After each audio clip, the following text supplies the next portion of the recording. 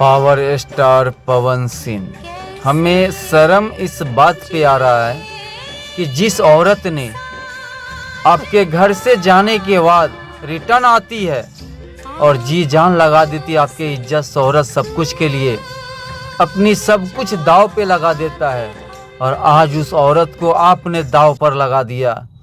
क्या जो इंसान अपने पत्नी के साथ में राजनीतिक गेम खेल सकता है वो किसी और के साथ में नहीं खेल सकता है? पवन जी, आप जिस राजनीतिक से हराना चाहते हैं अपने पत्नी को, आप उस राजनीतिक का खुद शिकार हो जाइएगा। शर्म आ रहा है मुझे कि पावर स्टार पवन सिंह पे इस बात का भी अहंकार है। जो पब्लिक के दिल में राज करने वाला वो अपने पत्नी के दिल में राज नहीं कर रहा है। तो इससे समझ आ रहा है कि आप किस हद तक गिरे हुए इंसान हो, जिसका वास्तविक जीवन से कोई मतलब नहीं है। जो अपने पत्नी का ना हो सका, चार चार पत्नियां रखने के बाद सबको गलत बना रहा है, वो इंसान सही कैसे हो सकता है? क्या चारों पत्नियां गलत है? स्वयं आप पवन सिंह गलत हो।